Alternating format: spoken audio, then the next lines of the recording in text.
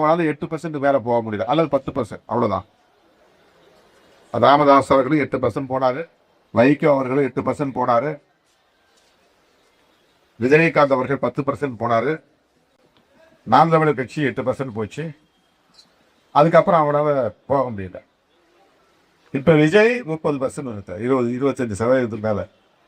இது வலுவான ஒரு மூன்றாவது சக்தியாக களம் கண்டதனால் 2 திராவிட கட்சிகளுக்கு ஒரு பெரிய பின்னடை. சரி, மூன்றாவதா ஒரு கட்சி வந்ததனால் 2 திராவிட கட்சிகளுக்கும் மாறி மாறி ஓட்டு போட்டு இருந்தவங்க அங்க இருந்து இங்க இருந்து ஷிஃப்ட் ஆயிட்டாங்க.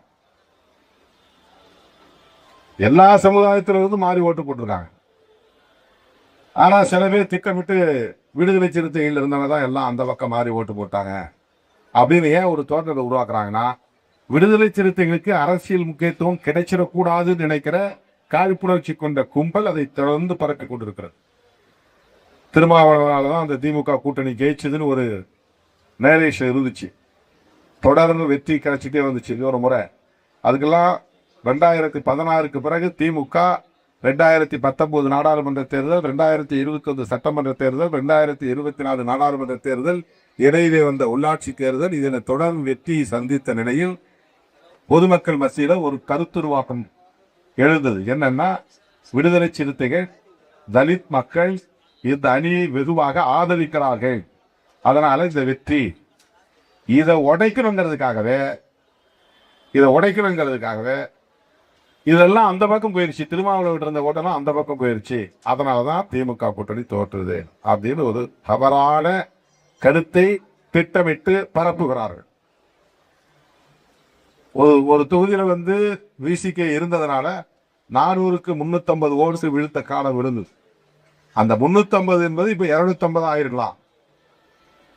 ஆனா எஸ்சி அல்லாத தொகுதியில, எஸ்சி அல்லாத மக்கள் வாழக்கூடிய வாக்கு வங்கிகள்ல 400 ஓட்டு இருக்குன்னா 100 ஓட்டு தான் வாங்கினாங்க. அவங்களுக்கு இப்ப அது 30 ஓட்டா குறைஞ்சி போச்சு, அல்லது 20 ஓட்டா குறைஞ்சி போச்சு. அதை யாரும் பேசுறது இல்லை. 0 கூட இருந்திருக்கு. இப்ப திருவதி ஸ்ரீரங்கத்துல ஒரு பூத்துல வெறும் 5 ஓட்டு தான் டிஎம்கே வேட்பாளர் கிடைச்சது. அது எஸ்சி பூத்தே கிடையாது. அப்ப இதுக்கு முன்னாடி அந்த பூத்துல திமுகவுக்கு எவ்வளவு ஓட்டு கிடைச்சது? ஏன் இப்ப 5 ஓட்டு கிடைச்சது? அவரெல்லாம் யாருக்கு ஓட்டு போட்டாங்க?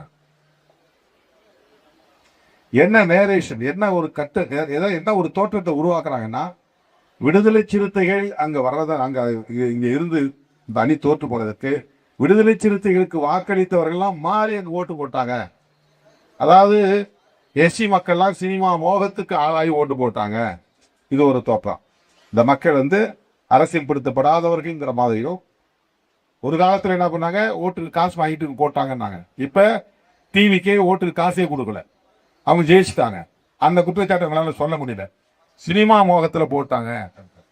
அதே ஊர்ல பூத்துல தலித் அல்லாதவர்களுடைய பூத்துல எடுத்து பாருங்க, எவ்வளவு ஓட்டு டிவிகேவுக்கு எழுந்திருக்கு, எவ்வளவு ஓட்டு டிஎம்கேவுக்கு எழுந்திருக்கு, அது தெரியும். இன்றைக்கு 59 இடங்கள் திமுக வெற்றி பெற்று இருக்கிறது என்றால் அதுவும் விடுதலை சிறுத்தைகளின் பங்களிப்பு தான் மகத்தானது என்பதை சொல்ல நான் கடமைப்பட்டிருக்கேன். அதை கூட அந்த அளவுக்கான எண்ணிக்கையை தக்க வைத்ததில் சிறுத்தைகளின் பங்கு மகத்தானது. அதை யாரும் சொல்ல மாட்டாங்க. ஏன் சொல்ல மாட்டாங்கன்னா, விடுதலை சிறுத்தைகளுக்கு கிடைக்கிற முக்கியத்துவம் அவர்களால் தாங்கிக் கொள்ள முடியவில்லை. நாம யாரும் சொல்லல, அவங்களா என் பேரை ப்ரப்போஸ் பண்றாங்க. ஒருத்தர் துணை முதலமைச்சருங்கிறாரு, ஒருத்தர் முதலமைச்சருங்கிறாரு. நாங்க சொல்லவே இல்லை, நாங்க கிளைம் பண்ணல, நாங்க யார்ட்டையும் போய் கேட்கல. எங்கிட்ட 2 சீட்டு. நாங்க யார்ட்டையா போய் கேட்டோமா எங்களை முதலமைச்சர் ஆட்டுங்கன்னு? நாங்க யார்ட்டையாவது போய் கேட்டோமா எங்களுக்கு துணை முதலமைச்சர் வேணும்னு? இப்ப நம்ம கேட்கவே இல்லை. நோபல் பரிசுக்கும் பரிந்துரைக்கிறாங்க. இன்னும் என்னென்ன கிடைக்குமோ நமக்கு தெரியல. நோபல் பரிசுக்கும் பரிந்துரைக்கிறாங்க. விடுதலை காம்பாட்டி செவனேன்னு இங்க உட்கார்ந்து இருக்கிறேன்.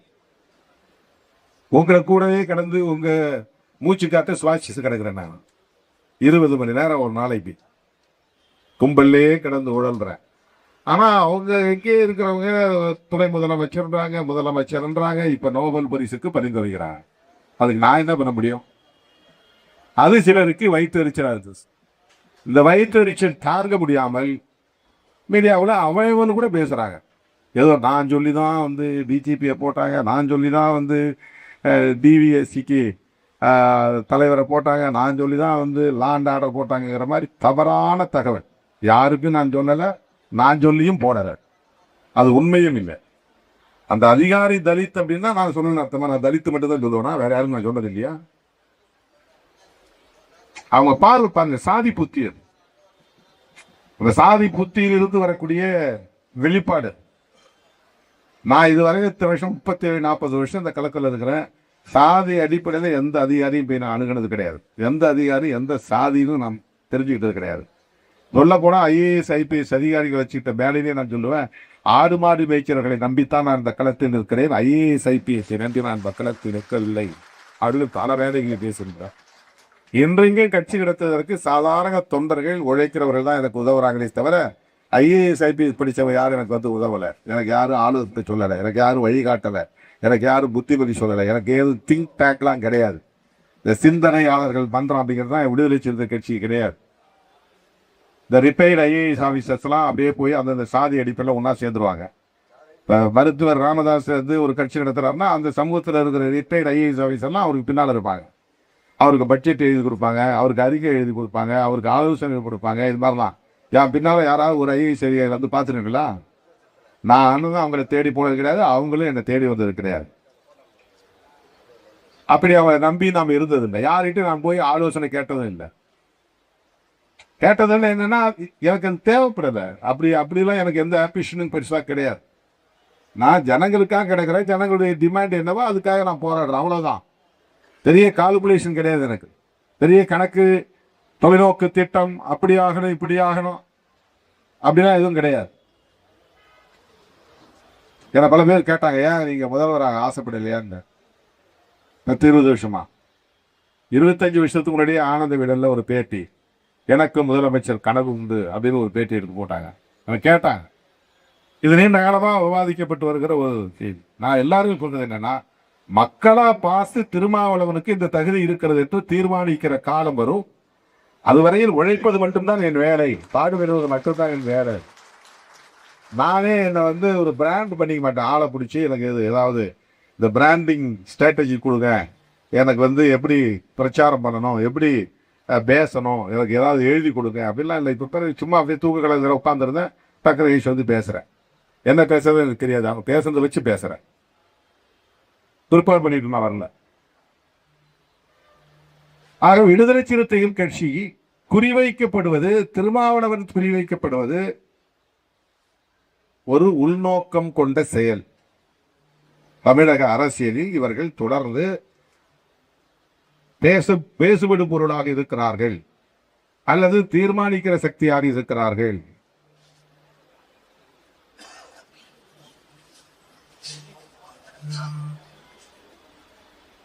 உடனே வாய்க்கு வந்ததையெல்லாம் பேசுகிறார்கள். அதைத்தான் அங்க தம்பியை சொன்னாங்க. தோழர்களே, கேள்வி கேட்கிறவங்க ஒருத்தர் பார்த்து என்ன கேட்கிறார், நீங்க வந்து RSS பெற்ற பிள்ளைன்னு விஜய் அவர்கள் வந்து விமர்சிச்சுல, அப்புறம் எப்படி அவரோட போய் நீங்க கூட்டணி சேர்ந்தீங்கன்னு கேட்கிறாங்க. அதே கேள்வி எப்படி திருப்பி கேட்கலாம்ல? உங்களை திருமாவளவன் வந்து RSS பெற்ற பிள்ளைன்னு சொன்னார, அப்புறம் எப்படி நீங்க அவர்கிட்ட போய் ஆதரவு கேட்கறீங்க அப்படின்னு யாரும் ஒருக்க கூட விஜய் கேட்கணுமா இல்லையா? இதுதானே நியாயம், இதுதானே ஜனநாயகம். திரு விஜய் அவர்களே, உங்களை அவ்வளவு கடுமையா திருமாவளவன் விமர்சித்தாரு, RSS பெற்ற பிள்ளைன்னு சொன்னாரு, அவர்கிட்ட நீங்க வந்து வெளிப்படையா ஆதரவு கேட்கறீங்க அப்படின்னு கேட்டுருக்கணும். கேட்க மாட்டாங்க. திமுகவோடு நட்பு தொடர்றதுன்னு சொல்லிட்டோம். அந்த மே 10, 11, 12 அந்த காலகட்டத்தில் நாம ஆதரவு தெரிவிச்ச நேரத்தில், அப்புறம் அமைச்சரவை சேர்ந்த நேரத்தில் மே 21க்கு பிறகு பேசும்போது சொன்னாங்க. அது எப்படி சொல்லலாம்? இப்ப நான் கேட்கிறேன், திமுகவை தீய சக்தின்னு சொன்னவர் எப்படி முன்னாள் முதலமைச்சர் வீட்டுக்கு போகலாம்? யாராவது கேட்டீங்களா? தீய சக்தின்னு சொன்னாரா இல்லையா?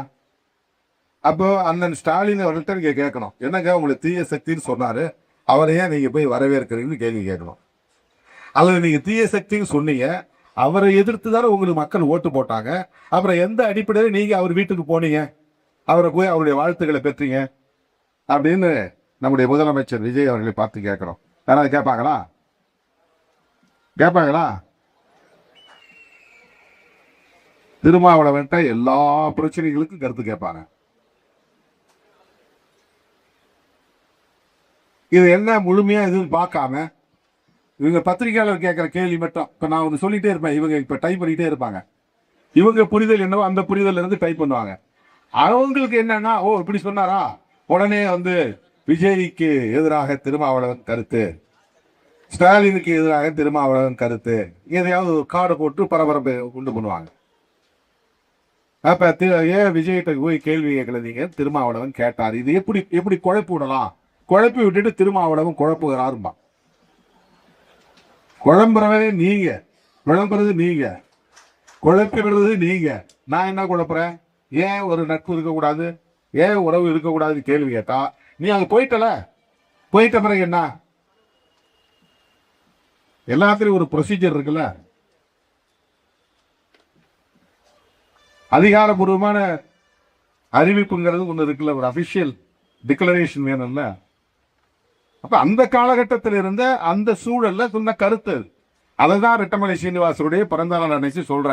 அவன் கேள்வி கேட்டான், சார் நீங்க வந்து திமுக தான் கூட்டணி முறித்து கொண்டதுன்னு சொன்னதா பேசிருக்கீங்க இந்த விருதுகள் வழங்கும் விழாவில், நீங்க அமைச்சர்கள் சேர்ந்த போதே அது முறித்து கொண்டதா இருக்காதான்? நல்ல கேள்விதான், அருமையான கேள்விதான். அப்ப நான் என்ன சொன்னேன், அந்த காலம் வரையும் நான் மேடையில் பேசும்போது திமுகவோட நாங்க நல்ல தொடர்பு தான் இருந்தோம். அவங்கள சந்திச்சும் போது நாங்க இப்படி முடிவெடுத்திருக்கிறோம்னு சொன்னோம். அவங்களும் அதுக்கு பெரிய அளவில் எதிர்ப்பு தெரிவிக்கல, மறுப்பு தெரிவிக்கல. அதனால என்ன, ஆதரவு தெரிவிக்கிறது ஒன்றும் தவறு இல்லை, ஆதரவு தெரிவிங்க அப்படிலாம் சொன்னாங்க. இப்போ அந்த அளவுக்கு லிபரலா நடந்துகிட்ட முறையே நாங்கள் வெளிப்படுத்துறோம். அதாவது நம்ம உள்நோக்கெல்லாம் கற்பிக்கல, அவங்களுக்கு ஒரு உள்நோக்கம் இருந்ததுன்னா நம்ம உள்நோக்கெல்லாம் கற்பிக்கல, அல்லது நாங்கள் போய் பர்மிஷன் வாங்கணும் அப்படின்னு அது அர்த்தம் கிடையாது. எங்களுக்கு இருக்கிற அந்த தோழமை உணர்வின் அடிப்படையில் நாங்கள் எடுக்கிற முடிவை சொல்றோம். 10 நாள் கழித்து அமைச்சரவை சேருகிறோம் அதை சொல்றதுக்கும் நான் தொலைபேசி தொடர்பு கொள்றேன், தொடர்பு கொள்ள முடியல. மூத்த அமைச்சர்களை தொடர்பு கொள்றேன், 1-2 பேர்கிட்ட பேச முடிஞ்சது. அவங்க எல்லாமே ரைட்ன அரசியல் சூழல் மாறிச்சு, நீங்க எடுக்கிற முடிவு உங்க கட்சி நலனுக்கு உரியதா இருக்கட்டும், அவ்வளவுதான். இதை நாம ஓப்பனா பேசுறோம், இல்லைன்னா ஓப்பனா பேசுறோம் என்ன தப்பு இருக்குது? இதுல என்ன நாங்க போய் அவங்கள்ட்ட பர்மிஷன் வாங்கிட்டு வந்தோங்கிற மாதிரி அதுல என்ன நேரேஷன், பர்மிஷன் வாங்க வேண்டிய தேவை என்ன இருக்குது? அவங்களும் இதை வந்து தடுக்க முடியாது அல்லவா, அரசியல் சூழல் தலைகீழ மாறி இருக்கு. போக வேண்டாம்னு சொல்றது நாகரிகம் இல்லைன்னு கூட அவங்க நினைச்சிருக்கலாம், போக வேண்டாம்னு மனசுக்குள்ள நினைச்சிருக்கலாம். ஆனா போறோம்னு முடிவு பண்ண பிறகு அதை தடுக்க வேண்டாம், அது நாகரிகம் இல்லை அப்படின்னு நினைச்சிருக்கலாம். போகும்போது சொல்லாம போகக்கூடாது, அது நாகரிகம் இல்லை, சொல்லிட்டு நம்ம போய் ஆதரவு தெரிவிப்போம் அப்படின்னு நாங்க எடுத்தோம். இதில் உள்ள நாகரிகமான அணுகுமுறைகளை புரிந்து கொள்ளாமல் நீதான் இப்படி போயிட்டுல, அப்புறம் ஒண்ணு இங்க விசுவாசமா இரு அல்ல அங்க விசுவாசமா இருன்னா, விசுவாசமா இருக்கிறதுல பிரச்சனை, யாருக்கு விசுவாசமா இருக்கணுங்கிறதா பிரச்சனை. இது அரசியல் முடிவுகள் எடுப்பதில் உள்ள அணுகுமுறைகள் தான் இதுல பிரச்சனை. எப்படி நம்ம அப்ரோச் பண்றோங்கிறது தான். பதவி கிடைச்சிருச்சுன்னு பழைய உறவுலாம் உதறிட்டு ஓடி ஒட்டிக்க முடியுமான்னு ஒரு கேள்வி எழுப்புறேன். இதுல என்ன தப்பு இருக்குது?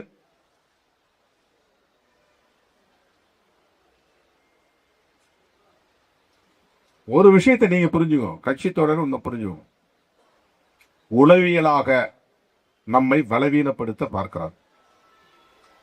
எப்படின்னா, திருமாவளவன் இப்ப வந்து அப்படியே மாறி மாறி பேசுறாரு, தடுமாறுறாரு. என்ன எனக்கு தேவை இருக்கு, நான் தடுமாற வேண்டிய தேவை என்ன இருக்கு? நான் பேலன்சிங்கா அரசியல பண்றேன், யாரையும் நான் வந்து பகை உணர்ச்சியோடு அணுகவில்லை, யாரிடத்திலும் பகையை வளர்த்துக் கொள்ள நான் விரும்பவில்லை, யார் மீதும் பழி வாங்கும் எண்ணம் எனக்கு இல்லை. இப்ப கூட நான் சொல்றேன், திமுக காரங்களையோ அல்லது நம்மளை விமர்சிக்கக்கூடிய மதிமுக மற்ற யாரையும் சரி, தயவு கூர்ந்து யாரும் சமூக ஊடகங்கள்ல எதுவுமே பேசாதீங்க, வேண்டாம். அது நமக்கு டிஃபென்ஸே கிடையாது. பேசுறவங்க பேசிட்டு போனா போறாங்க, அதை நீ ஸ்க்ரோல் பண்ணி விட்டு போயிட்டே இருக்கு, என்ன வேணாலும் பேசட்டும், நமக்கு அது அவசியம் இல்லை. நான் வந்து வாரிஸ் ஆஃப் சோசியல் ஜஸ்டிஸ், சமூக நீதிக்கான போராளி, அவ்வளவுதான். அவ்வளவு ஸ்கூட்டனியை பற்றியோ தேர்தலை பற்றியோ வெற்றி தோல்வியை பற்றியோ இல்லை லாப நட்ட கணக்குகளை பற்றியோ நமக்கு கவலை இல்லை. அதை ஃபேஸ் பண்றோம், அவ்வளவுதான். போற வழியில் அது வருது, நம்ம ஃபேஸ் பண்றோம்.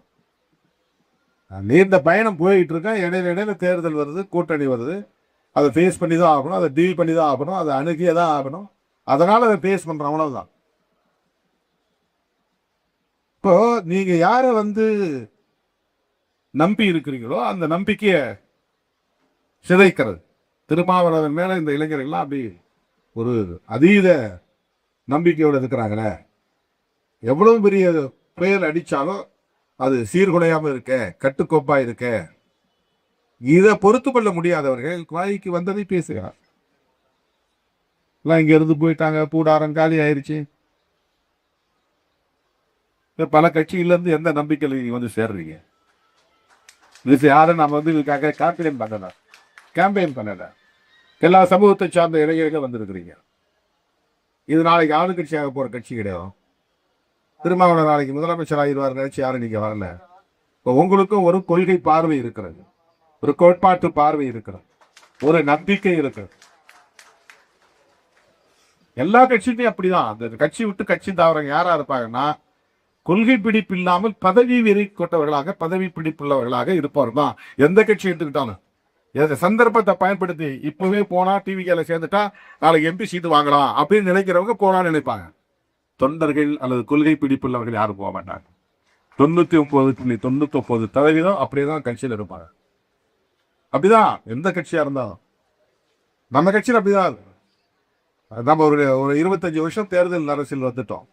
அங்க இங்க சில பேர் போயிருக்கிறாங்க. அந்த சில பேர் யார் அப்படின்னா, மெயினா எம்எல்ஏ எம்பி ஆகணுங்கிற எண்ணம் உள்ளவங்க தான். அந்த எண்ணம் இல்லாதவர்கிட்ட அந்த ஊசலாட்டம் இருக்காது. இது நம்ம கட்சி, நம்ம கொள்கை, நம்ம தலைவர், தேர்தல் இடையிலே வந்து போகிறது, அவ்வளவுதான். அந்த பொறுப்புணர்வோடு இருக்கிறார்.